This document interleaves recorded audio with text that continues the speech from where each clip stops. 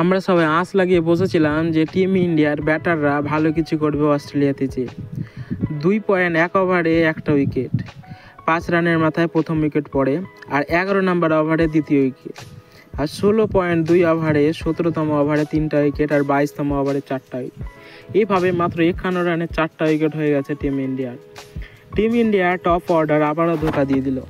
Team ইন্ডিয়ার top order যে এইভাবে টিম ইন্ডিয়াকে কানাবে তা কে ভেবেছিল?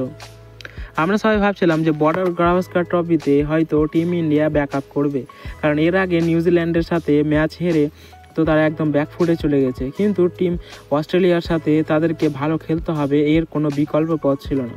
কিন্তু আবারও নিরাশায় ভরে দিল টপ অর্ডার ইন্ডিয়ার। এসএসবি জয়সওয়াল মাত্র 8 বলে গোল্ডেন ডাক 0 করে আউট হয়ে গেছে। 8 বলে 0 জয়সওয়াল যেখানে ইন্ডিয়ার মাটিতে খেলা হলে একদম ভালো ব্যাটিং, আমি বলবো না সে খারাপ ব্যাটিং, ভালো ব্যাটিং, হয়তো একটা ম্যাচের বা একটা ইনিংসে তাকে ডিফাইন করা যায় না। এসএসবি জয়সওয়াল মাত্র 8 বলে 0 রান করেছে। সে ম্যাক্স উইথের ক্যাচ ধরেছিল এবং মিচেল স্টার্ক বল করেছিল।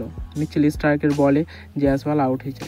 আর তারপরে লোকেশ রাহুল 74 বলে 26 রান করেছে। এর আগে রোহিত শর্মা বলেছিল যে লোকেশ রাহুলকে আমরা এর আগেই মানে টিম ইন্ডিয়া এর সাথেই তাকে লোকেশ রাহুলকে পাঠিয়ে দেওয়া হয়েছিল অস্ট্রেলিয়াতে, কারণ সে যেন কন্ডিশন বুঝে। আর সেটা কি এভাবে কন্ডিশন বুঝলো? লোকেশ রাহুল মাত্র 26 রান করলো, যেখানে এই মাঠের রেকর্ড আছে যে যারা প্রথমে ব্যাট করে তারাই ম্যাচ জেতে। আর এবার টিম ইন্ডিয়া ব্যাটও পেয়েছে, আর কিন্তু তারা ভালো স্কোর করতে না পারলে কীভাবে ম্যাচ জিতবে? লোকেশ রাহুল মাত্র 74 বলে 26 রান করেছে, 3টা 4-এর সাহায্যে 35-এর স্ট্রাইকারের। আর তারপরে দেবদূত পাডিক্কালকে কেন খেলানো হয়েছে এটা আমারও নিজস্ব বাইরে, কারণ দেবদূত পাডিক্কাল তো সেরকম কোনো ব্যাটারি না টেস্টে। সেখানে সরফরাজ খানকে কেন খেলানো হলো না, শুধু পাডিক্কালকেই খেলানো হয়েছে। সে 30 বল খেলেছে কিন্তু সে রানের খাতা খুলতে পারেনি। জস হেজেলউডের বলে সে উইকেট কিপার ক্যারিকে ক্যাচ দিয়ে দেয় 0 রানে। আর তারপরে বিরাট কোহলির কথা কি বলবো? বিরাট কোহলি তো একটা বড় মাপের প্লেয়ার আর রান মেশিন কোহলি, কিন্তু তার এখনকার কারেন্ট ফর্ম খুবই খারাপ চলছে। যবে থেকে সে ইংল্যান্ডে শিফট হয়েছে তারপর থেকে তার ফর্ম খুবই খারাপে চলছে। মাত্র 12 বলে মাত্র 5 রান করেছে, আর আবারও সে হ্যাজেলউডের শিকার হয়েছে ওসমান খাজাওয়ার হাতে ক্যাচ দিয়ে। এখন পর্যন্ত মাত্র 51 রানে 4টা উইকেট পড়ে গেছে 25 ওভারে।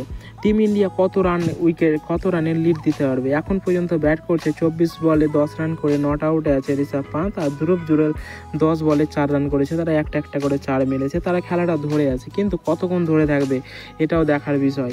আর এইভাবে টপ অর্ডার ইন্ডিয়াকে ডুবিয়ে দিল। তো বন্ধুরা, তোমাদের কি মনে হয় যে টিম ইন্ডিয়া এই ম্যাচটা জিতবে? কমেন্টে অবশ্যই জানাও।